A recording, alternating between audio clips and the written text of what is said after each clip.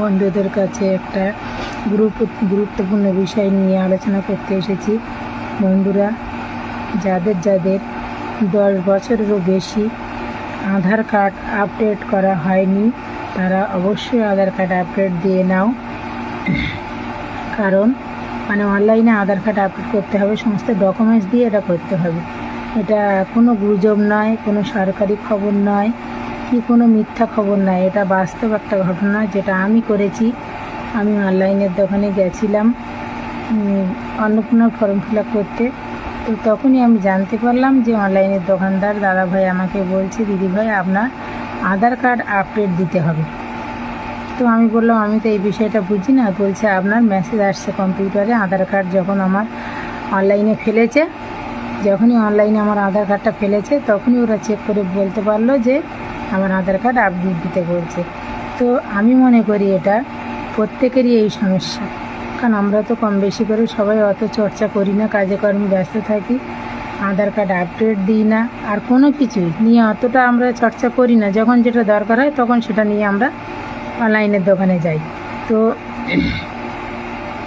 আধার card update দেওয়া ব্যাপারটা নিয়ে এখন খুব শোরগোল চলছে, কারণ এটা সেই 14ই জুন পর্যন্ত এই ডেটটা চলছে।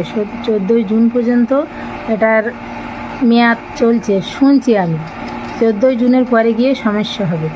আর যদি আমরা আধার কার্ড আপডেট না করি 14ই জুনের মধ্যে, আমাদের সমস্ত সরকারি সুবিধা থেকে বঞ্চিত করবে, সরকারি সুবিধা পেতে সমস্যা হবে। তো সবাইকে বলছি, অনলাইনের দোকানে যান, চেক করুন। আমার মুখের কথায় বিশ্বাস করার দরকার নেই, অন্য কারো কথা বিশ্বাস করার দরকার নেই। নিজেরা অনলাইনের দোকানে গিয়ে এটা নিয়ে তদন্ত করুন।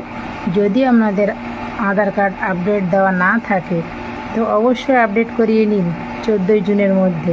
50 টাকা খরচা হবে, আমার 50 টাকা লেগেছে আধার কার্ড আপডেট দিতে।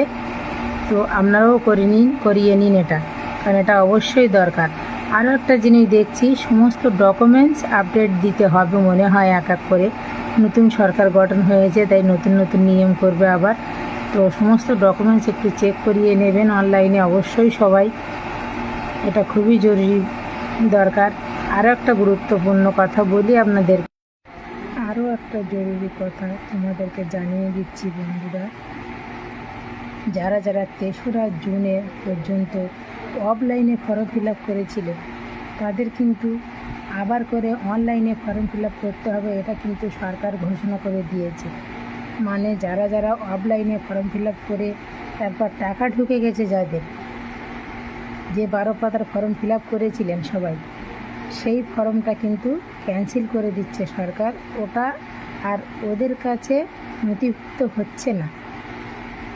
আবার করে অনলাইনে ফর্ম ফিল আপ করতে হবে, তবে পরের মাসে টাকা ঢুকবে। এটা কিন্তু একদম বাস্তব সত্যি কথা, আমার কথা নয়, এটা ওনাদের কথা। ওনারা ঘোষণা করে দিয়েছেন যে 3 তারিখ পর্যন্ত যারা অফলাইনে জমা দিয়েছিলে, যাদের টাকা ঢুকে গেছে, তাদের অনলাইনে আরেকবার করে করতে হবে।